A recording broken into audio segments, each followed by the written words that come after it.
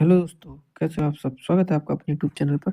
आज की वीडियो में हम प्रमुख समितियाँ और आयोगों के बारे में पढ़ने वाले हैं, जिसमें प्रमुख समितियाँ, आयोगों से संबंधित सभी महत्वपूर्ण बातें को ध्यान में रखते हुए वीडियो बनाएंगे। तो चलो स्टार्ट करते हैं अपना वीडियो। वीडियो स्टार्ट करने से पहले अगर वीडियो अच्छी लगे तो चैनल को सब्सक्राइब और वीडियो को शेयर कर दिया चलो स्टार्ट करते हैं। आज की वीडियो में हमने प्रमुख समितियों को 3 भागों में बाँटा है। कौन-कौन से? पहला भाग है स्वतंत्रता से पूर्व जो समितियाँ बनी हैं। दूसरा भाग है राष्ट्र निर्माण में जो समितियाँ बनी थी 1947 से 1980 तक, ठीक है? और तीसरा भाग है आधुनिक आर्थिक और सामाजिक सुधार के संबंध से जो समितियाँ बनी हैं। और इसका प्रमुख टाइम पीरियड है जैसे कि स्वतंत्रता पूर्व से यानी 1947 से पहले, ठीक है? दूसरा 1947 से 1980 तक। तीसरा है 1980 से वर्तमान तक। और चौथा है विशेष खंड राष्ट्रीय पिछड़ा वर्ग आयोग एनसीबीसी का विस्तृत अध्ययन करेंगे, ठीक है? तो चलो स्टार्ट करते हैं अपनी प्रमुख वीडियो। तो यहाँ से स्टार्ट करते हैं। तो जो समितियों को कितने भागों में बांटा गया है? तो समितियों को मुख्यतः 2 भागों में बांटा गया है। कितने भागों में बांटा गया है? 2, स्थायी और एड हॉक यानी तटस्थ समितियाँ, ठीक है? ये समिति को कितने भागों में बांटा है? 2 भागों में संसदीय समिति को। अगर देखा जाए समितियाँ कितने प्रकार की होती हैं, तो समितियाँ मुख्यतः 2 प्रकार की होती हैं। स्थायी समिति का मतलब है जिसकी प्रकृति स्थायी और निरंतर कार्य करने वाली हो। इसका गठन प्रत्येक वर्ष या समय-समय पर हो। उदाहरण के लिए जैसे लोक लेखा समिति, प्रकलन समिति। दूसरा है तटस्थ समितियाँ। दूसरा क्या है? दूसरा है तटस्थ समितियाँ। तो ऐसी समितियाँ जो अस्थायी और विशिष्ट कार्य के लिए बनाई जाती हैं। इनकी कार्य समाप्त होने पर इनका अस्तित्व समाप्त हो जाता है। इनका उद्देश्य जाँच करना या विशेष मुद्दों पर सलाह देना होता है। तो आज इस यहाँ से क्या सीखे? यहाँ से सीखे समितियाँ मुख्यतः 2 प्रकार की होती हैं, स्थायी और एड हॉक। स्थायी समितियाँ मतलब जो जो जो स्थायी और निरंतर कार्य करने वाली हो, जिनका गठन प्रत्येक वर्ष या समय-समय पर हो। उदाहरण के लिए लोक लेखा समिति, प्रकलन समिति। तटस्थ मतलब अस्थायी समितियाँ जिनकी प्रकृति अस्थायी हो और जो विशिष्ट कार्य के लिए बनाई गई हो। कार्य पूरा होने पर ये समितियाँ समाप्त हो जाती हैं। इनका उद्देश्य जाँच करना या विशेष मुद्दों पर सलाह देना होता है, ठीक है? आगे बढ़ते हैं। अब आगे देखते हैं संसदीय समिति। क्या देखते हैं? संसदीय समिति। तो संसदीय समितियों की क्या परिभाषा होगी? तो संसदीय समिति की परिभाषा है संसद का भारी काम निपटाने वाला लघु निकाय। क्या कहते हैं? संसदीय समिति कहते हैं। यानी जो समिति संसद के कार्यों को निपटाने में सहायता करती है, वो संसदीय समिति कहलाती है। क्या कहलाती है? कौन-सी? जो है ना संसद के भारी काम को निपटाने के लिए, संसद के कामों को निपटाने के लिए बनाया गया लघु निकाय क्या कहलाता है? समिति कहलाता है। और ये कितने प्रकार की होती है? 2 प्रकार की होती है, ये बता ही चुके हैं। जैसे स्थायी समिति, अस्थायी समिति। स्थायी हर साल पुनर्गठित होती रहती है। उदाहरण के लोक लेख समिति, प्रकरण समिति, विभागीय संबंधी जैसे जाँच, बजट और अनुदान की जाँच के संबंध में समिति। दूसरा एड हॉक समितियाँ या अस्थायी समितियाँ। ये अस्थायी या विशिष्ट कार्य के लिए होती है। इनका उदाहरण है संयुक्त संसदीय समिति जेपीसी, ठीक है? आगे देखते हैं। अब स्टार्ट करते हैं स्वतंत्रता से पूर्व की समितियाँ। स्वतंत्रता से पूर्व की कौन-कौन समितियाँ थी? तो शिक्षा के क्षेत्र में देखा जाए तो सबसे पहले बनी थी 1854 में बनी थी वुड डिस्पैच। क्या आया था? वुड डिस्पैच करके एक वो आया था कानून, जिसे शिक्षा का मैग्ना कार्टा कहा जाता था। शिक्षा के संबंध में समितियाँ हैं 1954 की वुड डिस्पैच और 1982 हंटर आयोग हंटर कमीशन आया था, जो कि प्राथमिक शिक्षा और माध्यमिक शिक्षा में सुधार जिसका मुख्य उद्देश्य था।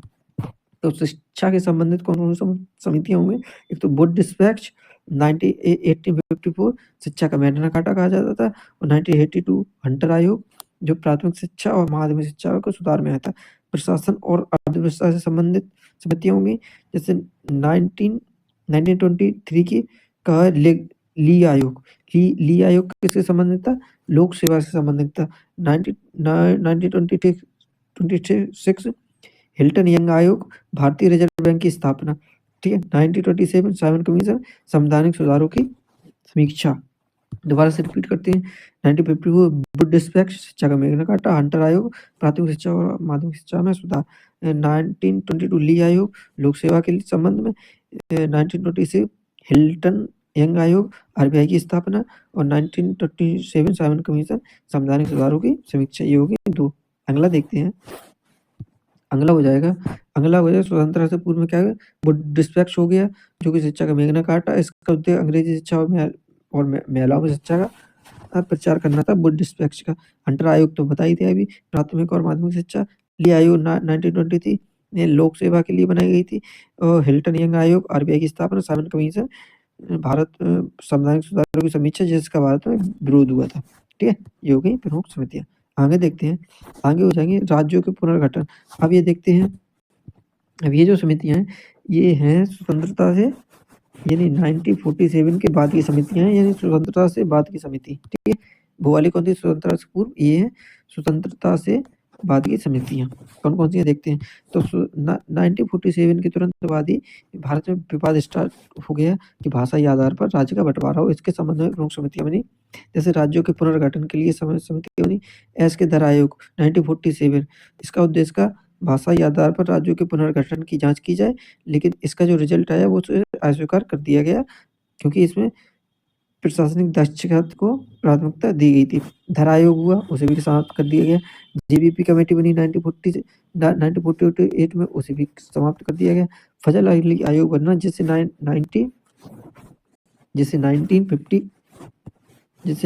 1953 में मान्यता मिली। ठीक है, 1953 में क्या मिली, मान्यता मिली। ठीक है, सबसे पहले बना एसके आयोग। ठीक है, आयोग बना 1948 में राज्यों के पुनर्गठन के लिए, जैसे भाषाई आधार पर राज्यों के पुनर्गठन की जांच हुई, तो इसका जो रिजल्ट है उसका अस्वीकार कर दिया गया, क्योंकि इसमें प्रशासनिक दक्षता को प्राथमिकता दी गई थी। ठीक है, पहली बात।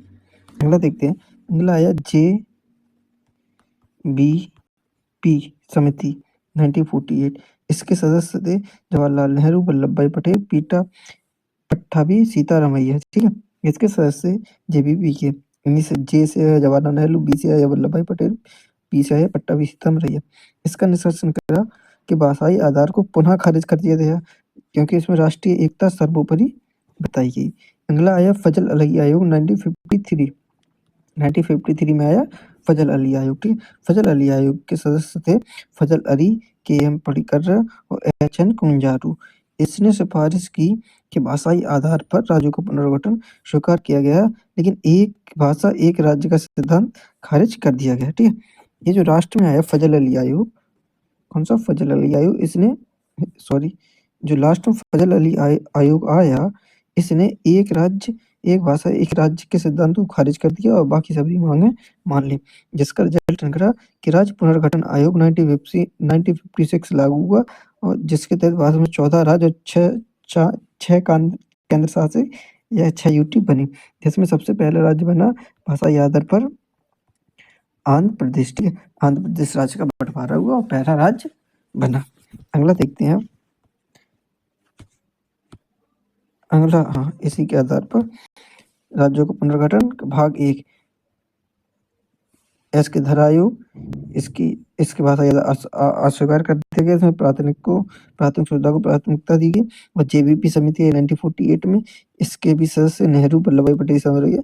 इसने इसने भी अस्वीकार कर दिया, क्योंकि राष्ट्रीय एकता स्वच्छ और सर्वोपरि में इसका प्रभाव मद्रास और अन्य क्षेत्रों में भाषाई राज्यों के लिए आंदोलन तेज हुआ जेबीपी की समिति के बाद। फिर इसके बाद आया फजल अली आयोग, जो हम आगे बता चुके हैं। फजल अली आयोग 1953, ठीक है, 1953, जिसके सदस्य फजल अली, अध्यक्ष के KM पडिक्कर, HN कुंजारू अध्यक्ष थे फजल अली, और सदस्य KM पडिक्कर, HN कुंजारू। इसने सिफारिश की भाषाई आधार को व्यापक रूप से स्वीकार किया गया, लेकिन एक शर्त के साथ, शर्ती एक भाषा एक राज्य का सिद्धांत खारिज किया गया, और इसका रिजल्ट का पुनर्गठन आयोग, राज्य पुनर्गठन 1950 से पारित हुआ, जिसमें आंध्र प्रदेश को पहला राज्य बनाया गया, जिसके तहत भारत में 14 राज्य और 6 यूटी बने। आगे देखते हैं, ये आ गया राजभाषा आयोग। ठीक है, ये आ गया राजभाषा आयोग, और जो पीछे था वो राज्यों का राज्य पुनर्गठन आयोग 1950, राज्य पुनर्गठन अधिनियम 1956, और ये है राजभाषा आयोग 1955। इसका परिचय देख लेते हैं। प्रथम राजभाषा आयोग बाल गंगाधर खेर की अध्यक्षता में आया। इसका उद्देश्य का केंद्र सरकार के कार्यों को हिंदी में प्रयोग को बढ़ाना और इसकी सिफारिश थी कि अंग्रेजी के स्थान पर हिंदी को मुख्य भाषा बनाया जाए और इसका रिजल्ट आया कि राज्य भाषा आयोग 1963 लागू हुआ। ठीक है, तो इसमें क्या हुआ, जो राज्य भाषा आयोग है इसका मुख्य काम था कि हिंदी को मुख्य भाषा बनाया जाए और अंग्रेजी के स्थान पर केंद्र सरकार के कार्यों में हिंदी की भाषा का यूज किया गया। ये इसका प्रमुख वो था मोटो। ठीक है, मोटो मतलब प्रमुख उद्देश्य था। ठीक है, और इसकी अध्यक्षता किसने की, बाल गंगाधर खेर ने। राजभाषा आयोग 1955 जिसे बीजी खैर समिति भी कहते हैं। जो है राजभाषा आयोग है इसके लिए कौन सी समिति बनी थी, बीजी खैर समिति और गंगाधर खेर इसके अध्यक्ष थे। अगला देखते हैं, अगला पंचायती राज्य का विकास। अगर पंचायती राज्य का विकास देखें तो इसके तहत सबसे पहले आया भारत में बलवंत राय मेहता समिति। बलवंत राय मेहता समिति है 1957 में, जिसके तहत लोकतांत्रिक विवेकीकरण का खाका तैयार किया गया, जिसमें त्रिस्तरीय। बलवंत राय मेहता समिति ने किसी भी की सिफारिश में पंचायत को 3 स्तर पर तोड़ा। ग्राम, सबसे पहले ग्राम, फिर ब्लॉक, फिर जिला। ठीक है, की सिफारिश की। इसके बाद है अशोक मेहता समिति 1977। अशोक मेहता समिति ने किसी भी उसे दो हिस्सों में छोड़ा, मंडल पंचायत और जिला परिषद। और फिर आई जेबीके समिति, इसे राष्ट्रीय विकास और गरीबी उन्मूलन के विषय में कार्य किया।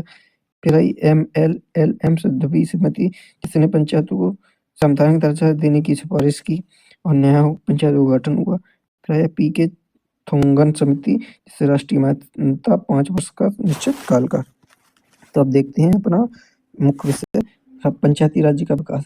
तो पंचायती राज्य के विकास के लिए सबसे पहले आया अशोक बलवंत राय मेहता समिति, जिसमें बलवंत राय मेहता समिति में पंचायती राज्य को त्रिस्तरीय ढांचे पर विभाजित किया गया, जिसमें सबसे पहले था ग्राम, दूसरे नंबर था ब्लॉक, तीसरे नंबर पर था जिला। और यही इसी के आधार पर पंचायती राज का विकास हुआ, जिसमें थी बलवंत राय मेहता समिति 1957। फिर इसके बाद आई अशोक मेहता समिति 1977, जिसने सिर्फ दो स्तरीय ढांचे पर काम किया, मंडल पंचायत और जिला परिषद का सुझाव दिया। ठीक है, अब देखते हैं स्टेबलिटी थी सबसे पहले बलवंत राय मेहता समिति 1957, फिर अशोक मेहता समिति 1977, फिर LM सिंघवी समिति, जिससे कॉन्स्टिट्यूशनल माना गया 1956 में। LM सिंघवी समिति है जिसमें पंचायतों को संवैधानिक दर्जा देने की सिफारिश की गई और न्याय पंचायतों का गठन हुआ। ठीक है, तो पंचायती राज्य विकास के लिए कौन सी समिति मुख्य, बलवंत राय मेहता 1957, अशोक मेहता समिति 1977, LM सिंघवी, जिसमें पंचायतों को संवैधानिक दर्जा देने की सिफारिश की और न्याय पंचायतों का गठन हुआ। इसके बाद आगे देखते हैं PK थोंगन समिति, संवैधानिक मान्यता और 5 वर्ष का निश्चित कार्यकाल।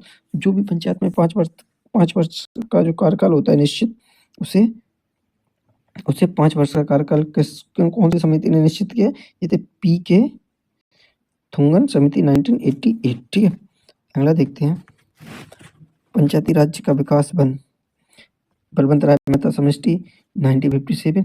इसका उद्देश्य था सामुदायिक विकास 1952 की विफलता की जांच करना। ठीक है, सामुदायिक विकास कार्यक्रम हुआ था जो, इसका उद्देश्य का 1952 की विफलता की जांच करना और इसकी सिफारिश की गई थी लोकतांत्रिक विकेंद्रीकरण। ठीक है, डेमोक्रेटिक डिसेंट्रलाइजेशन। और इसका जो ढांचा था वो त्रिस्तरीय था, इन्हें 3 ट्रायल थे, जिसमें सबसे पहला था ग्राम पंचायत प्रत्यक्ष चुनाव, ब्लॉक स्तर पंचायत समिति और तीसरा का जिला स्तर तथा जिला परिषद, जिसमें ग्राम पंचायत सबसे छोटी इकाई होती थी। ठीक है, फिर उसके बाद पंचायत समिति यानी ब्लॉक स्तर पर होती थी, फिर उसके बाद जिला परिषद होता था सबसे बड़ी इकाई। ठीक है, बलवंत राय मेहता समिति 1957 के अनुसार। अगला देखते हैं नीति पंचायत राज का विकास भाग 2। जो पंचायत पंचायती राज का विकास था वो 2 भागों में हुआ था। एक भाग में तो पहले भाग में बलवंत राय मेहता समिति आएगी, दूसरे भाग में आई अशोक मेहता समिति। अशोक मेहता समिति 1977 में आई, जिसने केवल 2 स्तरीय बलवंत राय मेहता समिति में 3 स्तर थे और इसमें 2 स्तरीय ढांचा प्रस्तुत किया गया जिसमें जिला परिषद और मंडल पंचायत। पहले थी मंडल पंचायत और जिला परिषद, बस 2 स्टेपों का इन्होंने सहारा लिया और इसकी सिफारिश इसने सिफारिश की 2 स्तरीय की और इसके प्रमुख थी राजनीतिक दलों की खुले भागीदारी, ठीक है। इसके बाद आई एल.एम. सिंघवी समिति। एल.एम. सिंघवी समिति ही ऐसी समिति थी जिसने पंचायतों को संवैधानिक दर्जा दिलवाया, ठीक है। एल.एम. सिंघवी समिति थी, एल.एम. सिंघवी समिति ने पंचायतों को संवैधानिक दर्जा दिलवाया और जिसका रिजल्ट का 73वां संविधान संशोधन का आधार बना। जो एल.एम. सिंघवी समिति थी, जो इसका रिजल्ट था वो 73वां संविधान संशोधन का आधार बना और पंचायती और ग्राम पंचायत का निर्माण हुआ 73वें संविधान संशोधन के तहत, ठीक है। फिर उसके बाद 74वां संविधान संशोधन आया जिसमें क्या कहते हैं ग्राम पंचायत और नगर पंचायत का विकास हुआ। फिर इसके बाद आई एक क्या कहते हैं पी.के. थोंगन समिति 1988। पी.के. थोंगन समिति में पंचायतों का कार्यकाल निश्चित किया गया 5 साल का, ठीक है। अगला देखते हैं शिक्षा सुधार से संबंधित समितियां। शिक्षा सुधार से संबंधित समितियां कौन कौन सी हैं? तो शिक्षा सुधार से संबंधित समितियां हैं, देखते हैं। शिक्षा सुधार से संबंधित कौन कौन सी समिति थी? तो सबसे पहली समिति थी कोठारी आयोग। कोठारी आयोग आया 1964 से 1966 तक, ठीक है। 1944 से 1966 तक। तो इसके अध्यक्ष थे दौलत सिंह कोठारी, जो यूजीसी के भी अध्यक्ष थे, ठीक है। इसका उद्देश्य क्या था? इसका उद्देश्य था शिक्षा के सभी स्तरों पर सुधार करना। इसकी प्रमुख सिफारिशें थी कोठारी आयोग 1944 की प्रमुख सिफारिशें थी कि भारत की शिक्षा प्रणाली को 10+2+3 प्रणाली की 3 एजुकेशन सिस्टम की शुरुआत करना और विज्ञान और गणित शिक्षा पर ज़्यादा जोर देना और फ्री और अनिवार्य शिक्षा लागू करना। और इसको लागू कब किया गया? इसका प्रभाव हुआ भारतीय शिक्षा नीति 1968 का निर्माण किया था। तो प्रमुख कोठारी आयोग दोबारा देख लेते हैं। कोठारी आयोग अध्यक्ष दौलत सिंह कोठारी। उद्देश्य सभी स्तरों में सुधार शिक्षा की। प्रमुख सिफारिश है 10+2+3 एजुकेशन सिस्टम की शुरुआत, विज्ञान और गणित पर जोर, फ्री और अनिवार्य शिक्षा। इसका रिजल्ट रहा, इसका प्रभाव पड़ा भारतीय राष्ट्रीय शिक्षा नीति 1968 का निर्माण हुआ। अगला देखते हैं। तो इसमें क्या था? ये तो यही है, हाँ। कोठारी आयोग राष्ट्रीय शिक्षा आयोग बनाया गया इसी के तहत, जिसकी सिफारिश थी राष्ट्रीय शिक्षा आयोग, जिसका रिजल्ट राष्ट्रीय शिक्षा नीति 1968 बनाया गया, ठीक है। नेशनल पॉलिसी ऑफ एजुकेशन, ठीक है। NPE, national policy of education. NPE में कंप्यूटर दक्षता और नवोदय विद्यालयों को शामिल किया गया। इसके बाद देखते हैं के कस्तूरी रंजन समिति। तो के कस्तूरी रंजन समिति है 2017। कोठारी आयोग आया 1964 के कस्तूरी रंजन समिति 2017 में। के कस्तूरी रंजन समिति थी, यह नई शिक्षा नीति 2020 का मसौदा ड्राफ्ट तैयार करके है, जिसने 10+2 को खत्म कर दिया और 5+3+3+4 की प्रणाली को लागू किया। इसमें मातृभाषा में शिक्षा पर जोर दिया गया। किसमें? के कस्तूरी रंजन समिति ने 10+2 को समाप्त कर दिया और 5+3+3+4 शिक्षा को लागू किया, ठीक है। जैसे कि पहले जो 10+2+3 थी, तो पहले 10 मतलब 10 साल में होगी, जो 10 साल था, जो है ना 10 साल में उसमें होता था बोर्ड एग्जाम। फिर 10 के बाद 2 साल बाद 12 का बोर्ड एग्जाम होता था। फिर 12 के बाद 3 साल की ग्रेजुएशन होती थी। और इसमें 5+3+3 में क्या है, कक्षा 5 में बोर्ड एग्जाम होगा, फिर 5, 3, 8 में बोर्ड एग्जाम होगा, 8 के बाद 11 में होगा, 11 के बाद सीधा 4 साल का ग्रेजुएशन हो जाएगी। तो के कस्तूरी रंजन समिति नई शिक्षा नीति 2020 का मसौदा इसी पे तैयार किया गया और 10+2 को समाप्त कर दिया और मातृभाषा में शिक्षा पर जोर दिया गया। ये तो इसमें तो वही है 5+3+3+4, ठीक है। के कस्तूरी रंजन समिति जो अभी नई शिक्षा नीति बनी है, न्यू एजुकेशन पॉलिसी, उसका जो ड्राफ्ट है वो इसी के तहत लागू किया गया और इसका रिजल्ट था जो नई शिक्षा नीति 2020 में लागू की गई उसमें बदलाव आ गया। आगे बढ़ते हैं। आगे कौन सा सब्जेक्ट है? आगे आ जाएगा प्रमुख टॉपिक एग्रीकल्चर और फार्मर से संबंधित जो भी हैं समितियां उनके बारे में देखते हैं। सबसे पहली आई भानु प्रताप सिंह समिति 1964। इसका ऑब्जेक्ट था agriculture institutional reform and food security यानी कृषि संसाधक सुधार और खाद्य सुरक्षा यानी food security for food security and agriculture industrial reform. मतलब एक तो फूड सिक्योरिटी को में सुधार करना और एग्रीकल्चर के जो भी इंस्टीट्यूशन है उसमें रिफॉर्म करना या बदलाव करना। ठीक है। इसके बाद आए स्वामीनाथन समिति भानु प्रताप सिंह समिति 1964। इसके बाद आई स्वामीनाथन समिति आई 2004 में। इसका पूरा नाम था स्वामीनाथन समिति का राष्ट्रीय किसान आयोग। ठीक है।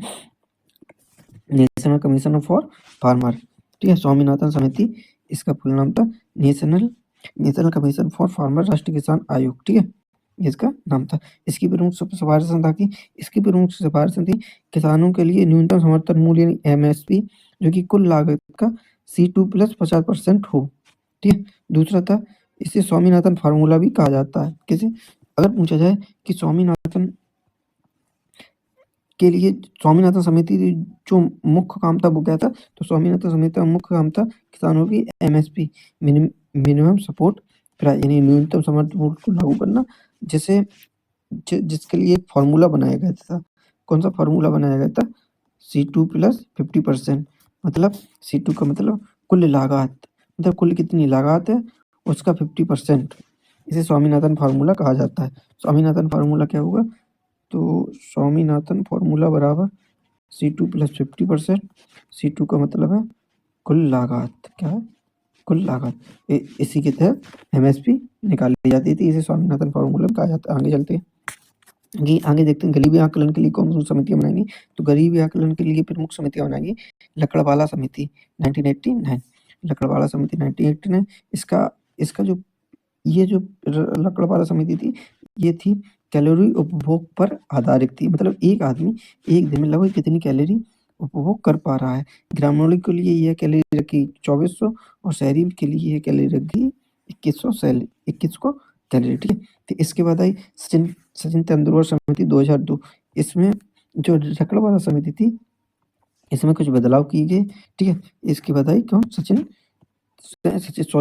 सुरेश तेंदुलकर समिति 2009। इसमें क्या बदलाव किए गए? कैलोरी मॉडल को छोड़कर व्यक्ति मासिक व्यय को प्रति व्यक्ति मासिक व्यय जो लकड़वाला समिति के जो कैलोरी मॉडल था इसे छोड़ दिया गया और प्रति व्यक्ति मासिक उपभोग तो एक व्यक्ति एक महीने में कितना उपभोग पर कितने अपने उस पर व्यय कर रहा है इसे आधार बनाया गया। इसमें शिक्षा और स्वास्थ्य पर भी खर्च को शामिल किया गया। मतलब एक व्यक्ति जो ये है एक मंथ में कितना खर्च करता है शिक्षा पर, खाने पर, प्लस स्वास्थ्य पर। यही इसकी गरीबी आकलन के लिए प्रमुख आधार बनाया गया। ठीक है। इसे NPCE कहा जाता है। आगे बढ़ते हैं। आगे आएगी लकड़वाला समिति कैलोरी सेवन पर आधारित थी। गरीबी आकलन की 1989। सुरेश तेंदुलकर समिति 2009 में आई जिससे भोजन शिक्षा और स्वास्थ्य को शामिल किया गया। भोजन शिक्षा और स्वास्थ्य पर जितना खर्च होगा वो उसके गरीबी आकलन के लिए जोड़ा जाएगा। फिर इसके बाद आई भगवती समिति आई थी 1973 में। 1973 में आई भगवती समिति जिसमें अनएम्प्लॉयमेंट या बेरोजगारी का आकलन किया गया। ये इंपॉर्टेंट है। फिर स्वामीनाथन समिति किसानों की आय और एमएसपी। अजय चब्बर समिति 2015 में आई और नीति आयोग का गठन किया गया। अजय चब्बर समिति। आगे बढ़ते हैं। प्रशासनिक सुधार और प्रशासनिक और जांच आयोग। प्रशासनिक आयोग और जांच आयोग के संबंध में कौन सी है? तो प्रशासनिक सुधार आयोग के संबंध में कौन समितियां बनी? पहली बनी प्रशासनिक सुधार आयोग जिसके अध्यक्ष के मोरारजी देसाई। उनकी मृत्यु के बाद में के हनुमंतैया। इसका कार्य था लोक प्रशासन में दक्षता और अखंडता लाना। इसमें लोकपाल और लोकायुक्त के गठन की सिफारिश की गई। इसके बाद आया शाह आयोग 1977। शाह आयोग के अध्यक्ष थे जस्टिस JC शाह। इसका उद्देश्य आपातकाल इसका उद्देश्य का आपातकाल 1975 से 1977 के दौरान सत्ता के दुरुपयोग और जातियों पर की जांच करना। कौन कौन प्रशासनिक सुधार आयोग अध्यक्ष मोरारजी देसाई, कार्य लोक प्रशासन में दक्षता और अखंडता लाना, लोकपाल और लोकायुक्त के गठन की सिफारिश की गई। प्रशासनिक सुधार आयोग 1967 में आयोग आया 1977, इसके अध्यक्ष जेसी शाह। इसका उद्देश्य आपातकाल और आपातकाल के दौरान सत्ता के दुरुपयोग और उनकी मनमानी पर रोक लगाना। आगे बढ़ते हैं, आगे देखते हैं मौलिक कर्तव्य। मौलिक कर्तव्य के संबंध में कौन सी समितियां थी? तो मौलिक कर्तव्य है मौलिक कर्तव्य हमारे संविधान में शुरुआत में नहीं था, जब बना था, जब हमारे संविधान बनाता था मौलिक कर्तव्य नहीं था, परंतु मौलिक कर्तव्य बल्कि मौलिक कर्तव्य तो 42वें संविधान संशोधन के तहत 1976 में आर्टिकल भाग 4A के आर्टिकल 51A में जोड़ा गया। ठीक है, ये हो गया इसके प्रमुख वो। और ये कहाँ से लिए गए? मौलिक कर्तव्य रूस से लिए गए। इसे देखते हैं, मौलिक कर्तव्य से संबंधित समिति आते हैं अपने टॉपिक पर। मौलिक कर्तव्य से संबंधित कौन सी समिति थी? स्वर्ण सिंह समिति। ये स्वर्ण सिंह समिति के आधार पर 1976 में मौलिक कर्तव्यों तो भारतीय संविधान में बढ़ाया गया। इसकी जो प्रमुख पृष्ठभूमि थी, क्योंकि इसका आपातकाल के दौरान गठन हुआ, इसका उद्देश्य का नागरिकों के कर्तव्यों की सिफारिश करना। सिफारिश क्या थी? संविधान में एक नया अध्याय जोड़ा जाए। इसका रिजल्ट आया 42वां संविधान संशोधन भाग 4A में आर्टिकल 51 जोड़ा गया। प्रारंभ में 10 मौलिक कर्तव्य थे, वर्तमान में 11 मौलिक कर्तव्य हैं। ठीक है, तो क्या हुआ? मौलिक कर्तव्य से जोड़े गए। स्वर्ण समिति आई 1976 में। स्वर्ण समिति की ओर से परी नागरिकों के मौलिक कर्तव्यों की सिफारिश की गई और इसी के आधार पर 42वां संविधान संशोधन 1976 हुआ, जिसमें भाग 4A अनुच्छेद 51A जोड़ा गया और 10 मौलिक कर्तव्य जोड़े गए। आगे बढ़ते हैं, आगे केंद्र और राज्य से संबंधित समिति। केंद्र और राज्य स्टेट एंड सेंट्रल रिलेशन समितियां। सरकारी आयोग है 1983, इसके अध्यक्ष RS सरकारिया। सरकारी आयोग अध्यक्ष सरकारिया RS सरकारी। इसकी सिफारिश आती मजबूत केंद्र के साथ सहकारी सहमत अंतरराज्यीय परिषद इंटर स्टेट काउंसिल का गठन हुआ आर्टिकल 263 के तहत, और राज्यपाल की नियुक्ति में मुख्यमंत्री की सलाह इसमें शामिल की गई। ठीक है, सरकारी आयोग है, इसमें क्या क्या किया गया?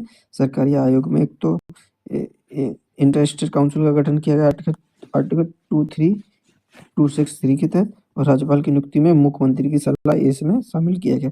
पुंछी आयोग आया 2007 में।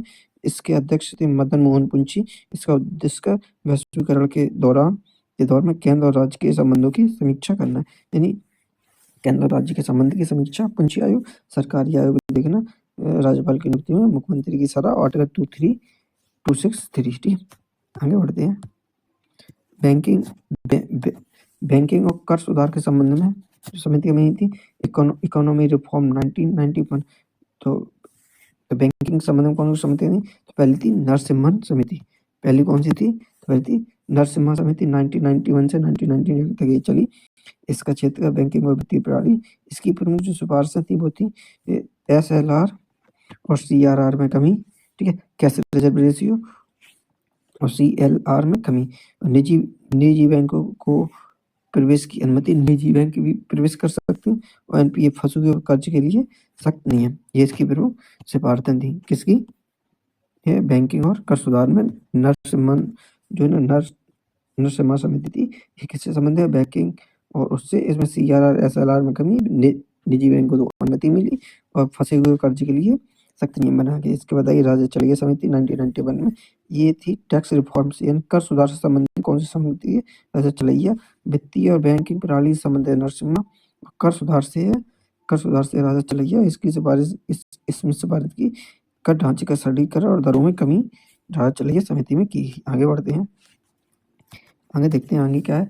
नरसिम्हा समिति बैंकिंग क्षेत्र में सुधार, निजी बैंकों को अनुमति, NPA कम करना, प्राइवेट बैंक अलॉट कम करना है। इसके बाद राज्य चलैया समिति। राज्य चलैया समिति में कहती टैक्स रिफॉर्म यानी कर सुधार से संबंधित है राज्य चलैया समिति। सेवा कर की शुरुआत की गई। इसके बाद आई बी शिवरामन समिति 1979। बी शिवरामन समिति थी, इसके तहत नाबार्ड की स्थापना की गई। बी शिवरामन समिति थी, नाबार्ड की स्थापना 12 जुलाई 1982 को की गई। इसके बाद मल्होत्रा समिति का संबंध है इंश्योरेंस और IRDAI की स्थापना से संबंधित है, ठीक है। मल्होत्रा समिति, बी इंश्योरेंस और IRDAI, शिवरामन समिति, नाबार्ड की स्थापना, राजा चलाइए समिति, कर सुधार, नरसिम्हा समिति, बैंकिंग सुधार, ठीक है। आगे बढ़ते हैं। आगे आया बीमा और इंश्योरेंस और फाइनेंस। मल्होत्रा समिति तो अभी बताया एक तरह। मल्होत्रा समिति बीमा क्षेत्र में सुधार, बीमा क्षेत्र में निजी कंपनियों का प्रवेश, और इसका रिजल्ट रहा बीमा नियामक की स्थापना 1990 में की गई। ऐसी देखे थे तारापुर समिति। जो तारापुर समिति थी ये 1997 से 2006। तारापुर समिति का विषय था पूंजी खाता परिवर्तन, कैपिटल अकाउंट कॉन्ट्रीब्यूशन, ठीक है। सिफारिश थी पूर्व परिवर्तनियों के लिए पूर्व शर्तें से राजकोषीय घाटा कम करना। आगे बढ़ते हैं। आगे देखते हैं। आगे कानून और चुनाव सुधार से संबंधित समितियां। जो कानूनी और चुनाव सुधार के संबंधित समितियां हैं वो कौन कौन सी हैं? वो ऐसे थी। जैसे पहले आ गई दिनेश गोस्वामी समिति आई 1999 में। इसमें चुनाव में सुधार किया गया, चुनाव सुधार में, और EVM और दर-बदल कानून बनाया गया। दिनेश गोस्वामी समिति इम्पोर्टेंट। इसके बाद भोरा समिति में राजनीति का अपराधीकरण, क्रिमिनलाइजेशन राजनीति का। इसके बाद आई जस्टिस वर्मा समिति 2013। निर्भया कांड के बाद बलात्कार कानून सख्त किए गए। जस्टिस वर्मा समिति थी जो निर्भया कांड हुआ था उसमें बलात्कार के कानून सख्त किए गए। इसके बाद सरकारी आयोग, केंद्र और राज्य के संबंध, यानी इंटर-स्टेट काउंसिल, ठीक है। तो क्या क्या होते हैं दोबारा से रिपीट कर लेते हैं। जैसे दिनेश गोस्वामी समिति चुनाव सुधार और EVM और दल-बदल। चुनाव सुधार से संबंधित EVM लागू कराना और दर-बदल कानून बनाना दिनेश गोस्वामी समिति 1990। भोरा समिति राजनीति का अपराधीकरण। जस्टिस वर्मा समिति बलात्कार कानून को सख्त किया गया निर्भया कांड के बाद। सरकारी समिति केंद्र और राज्य संबंध। आगे बढ़ते हैं। आगे है रिवीजन। भाई अचावा रिवीजन नोटबुक, ठीक है। तो रिवीजन देखते हैं। न्याय और जस्टिस सोसाइटी। जस्टिस वर्मा समिति आई 2013 में, जिसका गठन निर्भया कांड 2012 के बाद किया गया। इसकी सिफारिश थी बलात्कार और यौन अपराधों के लिए कानून को सख्त बनाना। इसके बाद आया इससे पहले आया था लिब्राहन आयोग आया 1992 में, जिसका विषय था बाबरी मस्जिद विध्वंस की जांच करना। बाबरी मस्जिद जो गिरी थी उसकी जांच करने के लिए कौन सा आयोग बनाया था? लिब्राहन आयोग। इसकी रिपोर्ट 17 साल बाद 2009 में सौंपी गई थी लिब्राहन आयोग, ठीक है। आगे बढ़ते हैं। आगे चुनाव सुधार से संबंधित देख लेते हैं रिवीजन में। चुनाव सुधार से संबंधित है इलेक्टोरल रिफॉर्म। दिनेश गोस्वामी समिति EVM का उपयोग किया गया, दल-बदल कानून में कड़ाई की गई। इसके बाद आई बोहरा समिति, राजनीति का अपराधीकरण हुआ। रिपोर्ट राजनेताओं, अपराधों और नौकरशाहों के लिए गठजोड़ का खुलासा इसमें किया गया, ठीक है। आगे बढ़ते हैं। आगे देखते हैं पर्यावरण से संबंधित समितियां। पश्चिमी घाट संरक्षण। गढ़गिल समिति का भाई 2011 में। इसकी सिफारिश थी पारिस्थितिक रूप से संवेदनशील क्षेत्र। पूरे पश्चिमी घाट को परिस्थिति रूप से संवेदनशील क्षेत्र या ESA घोषित किया जाए। गढ़गिल समिति की ये सिफारिश थी, और जिसके तहत खनन और बांध निर्माण पर सख्त प्रतिबंध बनाए जाए। और इफेक्ट को इस रिपोर्ट को बहुत सख्त माना गया, ठीक है। इस रिपोर्ट को बहुत सख्त माना गया। तो देखते हैं गढ़गिल समिति पूरे पश्चिमी घाट को और संवेदनशील क्षेत्र घोषित किया जाए। खनन और बांध निर्माण पर सख्त प्रतिबंध बनाए जाए। इसके बाद कस्तूरी रंजन समिति 2013। इसका दृष्टिकोण संतुलन, विकास पर पर्यावरण, मतलब विकास और डेवलपमेंट और इकोसिस्टम दोनों को साथ साथ लेके चलना है, ठीक है। इसकी सिफारिश थी केवल 37% क्षेत्र को ESA घोषित, यानी पारिस्थितिक रूप से संवेदनशील क्षेत्र घोषित किया जाना चाहिए। जबकि गढ़गिल समिति की सिफारिश थी पूरे पश्चिमी घाट को, जबकि कस्तूरी रंजन समिति 2013 में इसका था केवल 37% क्षेत्र को ESA घोषित किया जाना चाहिए। आगे बढ़ते हैं। आगे विविध में आ गया, अभी तो इससे पढ़ ही चुके हैं। जैसे कि पश्चिमी घाट, गढ़गिल जो गढ़गल समिति थी इन्होंने सख्त रूप से लागू करवाया और कस्तूररंजन समिति में डेवलपमेंट और इन्वायरमेंट दोनों को साथ साथ लेकर चलना है, ये इसमें कस्तूररंजन बताया। स्वर्ण सिंह समिति मौलिक कर्तव्य जुड़ गए, इसमें संशोधन करके बीजी खैर समिति राजभाषा आयोग मतलब हिंदी को अनिवार्य किया गया केंद्रीय के उस काम में। हमें देखते हैं शिक्षक संबंध में कोठारी समिति और पंचायत के संबंध में बलवंत राय मेहता समिति, कोठारी समिति, बलवंत राय ओबीसी मंडल आयोग, बैंकिंग में नरसिम्हा समिति, गरीबी तेंदुलकर समिति। ठीक है, जो कि प्रमुख समितियां। आगे देखते हैं पिछड़ा वर्ग आयोग से संबंधित। तो पिछड़ा वर्ग आयोग बैकवर्ड क्लास कमीशन में आर्टिकल 340 में राष्ट्रपति ने पिछड़ा वर्ग आयोग नियुक्त करने का अधिकार दिया। पिछड़ा वर्ग आयोग नियुक्त किया आर्टिकल 340 में राष्ट्रपति को पिछड़ा वर्ग आयोग नियुक्त करने का अधिकार है। ठीक, जिसके तहत काका कालेश्वर आयोग आया। सबसे पहले काका कालेश्वर आयोग आया 1953 में, जिससे रिजेक्ट किया गया। फिर उसके बाद 1979 में आया मंडल आयोग, बीपी मंडल आयोग, जिसकी रिपोर्ट सबमिट की गई। फिर उसके बाद आया 1990 में इम्प्लीमेंट 1990 इम्प्लीमेंट किया गया। इन दोनों के बीच में गैप था 11 वर्षों का। तो इससे ये डिटेल में पढ़ते हैं। तो जैसे पिछड़ा वर्ग आयोग आर्टिकल 340 राष्ट्रपति को पिछड़ा वर्ग आयोग नियुक्त करने का अधिकार है। इसके लिए सबसे पहले काका कालेश्वर आयोग आया 1953। इसमें प्रथम पिछड़ा वर्ग आयोग बनाया गया, जिसकी रिपोर्ट 1955 में सौंपी गई, लेकिन सरकार द्वारा इसे खारिज कर दिया। काका कालेश्वर आयोग खत्म। इसके बाद आया बीपी मंडल आयोग 1979 में। ये दूसरा पिछड़ा वर्ग आयोग था। इसका उद्देश्य था सामाजिक और शैक्षणिक रूप से पिछड़े वर्गों को पहचान दिलाना। ठीक है, पिछड़े वर्गों की पहचान दिलाना। इसकी सिफारिश थी कि सरकारी नौकरियों में 17% सरकारी नौकरियों में 27% आरक्षण दिया जाए। किसके? बीपी मंडल आयोग की प्रमुख सिफारिश थी 27% आरक्षण सरकारी नौकरियों में ओबीसी को दिया जाए। ठीक है, इसका लागू किया गया 1990 में। बीपी सिंह सरकार द्वारा 13 अगस्त 1990 में ओएम जारी कर सिफारिशों को लागू किया गया। बीपी मंडल आयोग बना 1979 में और लागू हुआ 11 साल बाद 1999 में बीपी सिंह की सरकार द्वारा 13 अगस्त को। ठीक है, आगे बढ़ते हैं। आगे अगर देखा जाए कि क्रीमी लेयर क्या है, जो क्रीमी लेयर होती है वो इसी से संबंधित है। क्रीमी लेयर वह वर्ग है जो सामाजिक रूप से उन्नत है, उन्हें आरक्षण का लाभ नहीं मिलेगा। मतलब एक ऐसा व्यक्ति जो कि आता तो ओबीसी में है, ठीक है, आता ओबीसी में, लेकिन पहले से अपना संपन्न है, तो उसे आरक्षण का लाभ नहीं मिलेगा। ये क्रीमी लेयर की प्रमुख परिभाषा है। आगे बढ़ते हैं। आय संपत्ति परीक्षण, इसके लिए आय संपत्ति का परीक्षण है इनकम एंड वेल्थ टेस्ट। इसके लिए माता पिता की वार्षिक आय माता पिता की वार्षिक आय एक निश्चित सीमा से अधिक नहीं होनी चाहिए। दूसरा, वेतन और कृषि आय को इसमें नहीं जोड़ा गया जाएगा। ठीक है, रामानंद समिति बनी, जिसने क्रीमी लेयर की पहचान के लिए बनाई। रामानंद समिति 1993 में क्रीमी लेयर की पहचान के लिए। इसका नियम था कि सीमा हर 3 साल में संशोधित करनी होगी। जैसे 1993 में सीमा थी 1 लाख रुपए, फिर 2004 में हुई 2.5 लाख, 2008 में हुई 4.5 लाख, 8 के बाद फिर ऐसे बढ़ती चली गई। फिर 2013 में हुई 6 लाख, 2017 में हुई 8 लाख। ठीक है, आगे बढ़ते हैं। आगे आते हैं NCBC Indira Saini case, creamy layer से संबंधित है। तो एनसीबीसी इंदिरा सैनी केस हुआ 1992 में, जिसने को सुप्रीम कोर्ट ने 27% आरक्षण वैध माना, लेकिन क्रीमी लेयर को बाहर करने का आदेश दिया। सुप्रीम कोर्ट ने 27% आरक्षण को वैध माना इंदिरा सैनी केस में 1992 में। फिर एनसीबीसी आयोग बना 1993 में, जिसका स्थायी निकाय के रूप में गठित किया गया। इसका कार्य था पिछड़ी जातियों की सूची में जातियों को शामिल करना या हटाना।